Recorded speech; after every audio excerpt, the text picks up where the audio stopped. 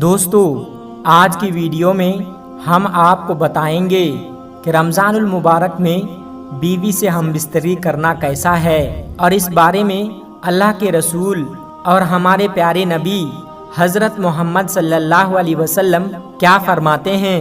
اس کی پوری تفصیل آج کی اس ویڈیو میں بتائیں گے، لیکن ویڈیو شروع کرنے سے پہلے آپ سے ایک چھوٹی سی گزارش ہے کہ اس ویڈیو کو ایک لائک کر کے ہمارے چینل کو سبسکرائب ضرور کر لیجئے گا۔ دوستو، ایک مرتبہ ایک شخص اللہ کے پیارے نبی حضرت محمد صلی اللہ علیہ وسلم کی بارگاہ میں حاضر ہوا اور عرض کرنے لگا کہ یا رسول اللہ، مجھ سے ایک بہت بڑی غلطی ہو گئی ہے۔ میں نے روزے کی حالت میں اپنی بیوی کے ساتھ ہم بستری کر لی ہے، اب میں کیا کروں؟ اس کے بعد اللہ کے نبی صلی اللہ علیہ وسلم نے اس شخص کے ساتھ جو کچھ کیا اس کے بارے میں جان کر یقیناً آپ لوگ بھی حیران و پریشان ہو جائیں گے۔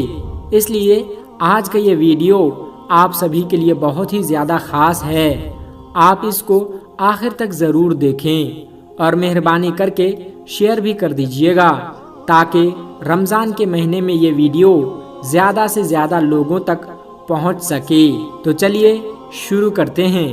پیارے دوستو، جیسا کہ آپ سبھی جانتے ہو کہ روزے کی حالت میں بیوی کے ساتھ ہم بستری کرنا جائز نہیں ہے، یعنی کہ روزے کی حالت میں کھانا پینا اور بیوی سے ملنا جیسے جائز کام بھی ناجائز ہو جاتے ہیں۔ اس کا مطلب یہ نہیں کہ آپ پورے رمضان کے مہینے میں اپنی بیوی کے ساتھ ہم بستری نہیں کر سکتے۔ آپ افطاری کے بعد سے لے کر اور سحری کرنے کے بیچ تک آپ ایسا کر سکتے ہو۔ صرف روزے کی حالت میں آپ بیوی کے ساتھ ہم بستری نہیں کر سکتے ہو۔ ایک مرتبہ ایک شخص اللہ کے پیارے نبی حضرت محمد صلی اللہ علیہ وسلم کی بارگاہ میں حاضر ہوا اور بے تحاشا رونے لگا۔ یہ دیکھ کر آپ صلی اللہ علیہ وسلم نے فرمایا کہ اے شخص، تجھے کیا ہوا ہے؟ تو کیوں رو رہا ہے؟ تو یہ سن کر وہ شخص کہنے لگا کہ یا رسول اللہ، میں برباد ہو گیا، مجھ سے ایک بہت بڑا گناہ ہو گیا ہے، اب مجھے پچھتاوا ہو رہا ہے کہ میں یہ کیا کر بیٹھا۔ اے اللہ کے نبی، اب میں اللہ کے عذاب سے ڈر رہا ہوں، آپ مجھے ایسا کچھ فرما دیجئے کہ میری بخشش ہو جائے اور میری یہ گناہ معاف ہو جائے۔ تو یہ دیکھ کر اللہ کے نبی صلی اللہ علیہ وسلم نے پوچھا کہ اے شخص، تو نے ایسا کون سا گناہ کر دیا ہے کہ جس کی وجہ سے تو اتنا رو رہا ہے؟ تو یہ سن کر وہ شخص کہنے لگا کہ یا رسول اللہ، میں نے روزے کی حالت میں اپنی بیوی کے ساتھ ہم بستری کر لی ہے، یعنی کہ میں روزے کی حالت سے تھا اور میں نے اپنی بیوی کے ساتھ صحبت کر لی ہے۔ تو یہ سن کر اللہ کے پیارے نبی صلی اللہ علیہ وسلم غم زدہ ہو گئے اور فرمانے لگے کہ اے شخص، تو نے یہ کیا کر دیا؟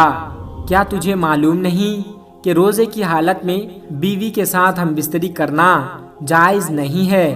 تو یہ سن کر وہ شخص کہنے لگا کہ یا رسول اللہ، مجھے معلوم تو تھا، مگر میں اپنے نفس پر قابو نہ کر سکا اور مجھ سے بہت بڑی غلطی ہو گئی۔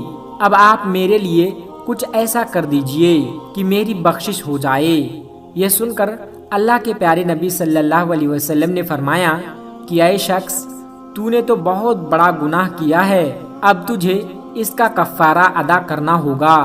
وہ شخص پوچھنے لگا کہ یا رسول اللہ، اس کے لیے مجھے کیا کرنا ہوگا؟ تو اللہ کے نبی صلی اللہ علیہ وسلم نے فرمایا کہ اے شخص، اس کے لیے تجھے ایک غلام کو آزاد کرنا ہوگا، یعنی کہ تم کسی غلام کو خریدو اور پھر اسے آزاد کر دو، تمہاری اس گناہ کا کفارہ ہو جائے گا۔ تو یہ سن کر وہ شخص حیران ہو کر پوچھا کہ یا رسول اللہ، میں نے خود ساری زندگی دوسروں کی غلامی کی ہے، مجھے تو خود کسی نے خرید کر آزاد کیا ہے، میں کس طرح سے کسی غلام کو خرید کر آزاد کر سکتا ہوں؟ یا رسول اللہ، میرے پاس اتنا مال نہیں ہے کہ میں کسی غلام کو آزاد کرا سکوں۔ یہ سن کر اللہ کے پیارے نبی صلی اللہ علیہ وسلم نے فرمایا کہ اے شخص، کوئی بات نہیں، اگر تم کسی غلام کو آزاد نہیں کروا سکتے تو تم ایسا کرو کہ تم لگاتار 60 روزے رکھ لو، مگر یاد رکھنا روزے لگاتار ہونی چاہیے، بیچ میں ایک بھی روزہ نہیں چھوٹنا چاہیے۔ اگر بیچ میں کبھی بھی کوئی ایک روزہ چھوٹ جائے تو پھر سے تمہیں 60 روزے رکھنے ہوں گے۔ اگر تم نے ایسا کر لیا تو تمہارے سارے گناہ معاف ہو جائیں گے اور تمہاری بیوی تمہارے لیے حلال ہو جائے گی۔ یہ سن کر وہ شخص پھر سے حیران ہو اٹھا اور کہنے لگا کہ یا رسول اللہ، میرے ایک روزے کا یہ حالت ہے کہ میں ایک دن بھی نفس پر قابو نہ کر سکا، تو پھر میں لگاتار 60 روزے کیسے رکھ سکتا ہوں؟ اے اللہ کے نبی، میں یہ کام بھی نہیں کر پاؤں گا، میرے اندر اتنی طاقت نہیں ہے کہ میں لگاتار 60 روزے رکھ پاؤں۔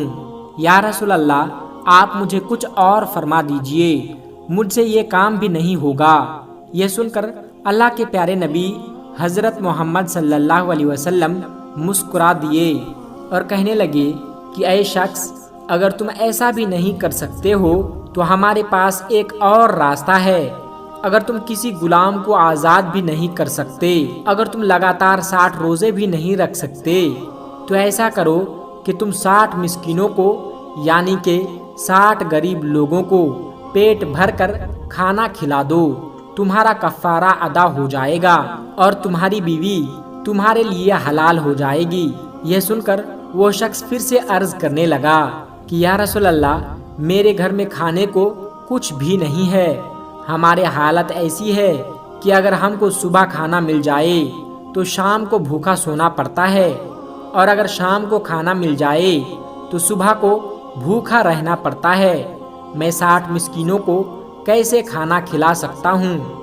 یہ سن کر اللہ کے نبی صلی اللہ علیہ وسلم نے فرمایا کہ اے شخص، اگر تمہاری طاقت 60 مسکینوں کو ایک ساتھ کھانا کھلانا بھی نہیں ہے تو ایسا کرو کہ روز ایک مسکین کو کھانا کھلا دو اور پھر جا کر تم اپنی بیوی سے مل لو، لیکن یہ یاد رکھنا جب تک تم 60 مسکینوں کو کھانا نہیں کھلا دیتے تب تک تم اپنی بیوی کے پاس نہیں جا سکتے۔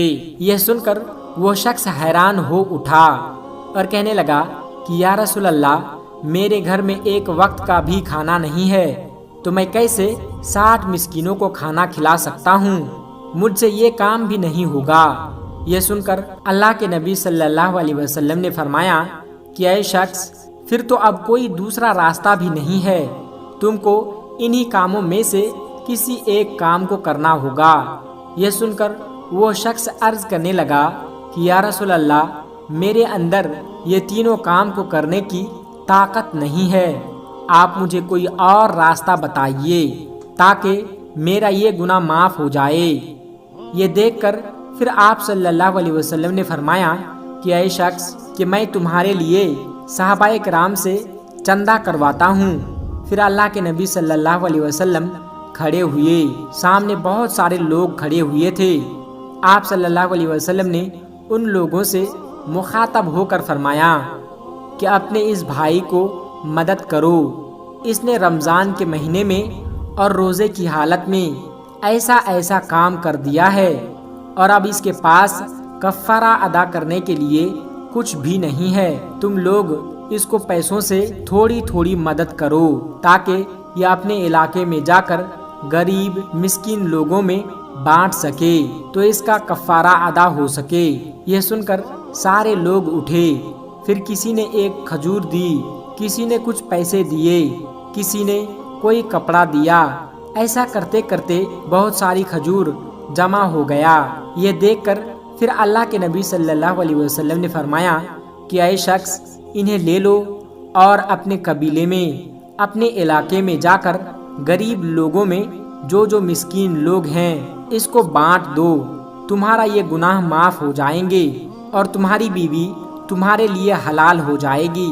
یہ سن کر وہ شخص کہنے لگا کہ یا رسول اللہ، کیا اسے میں غریبوں میں بانٹ دوں؟ اللہ کی قسم یا رسول اللہ، میرے پورے گاؤں میں، میرے پورے علاقے میں مجھ سے بڑا غریب کوئی بھی نہیں ہے۔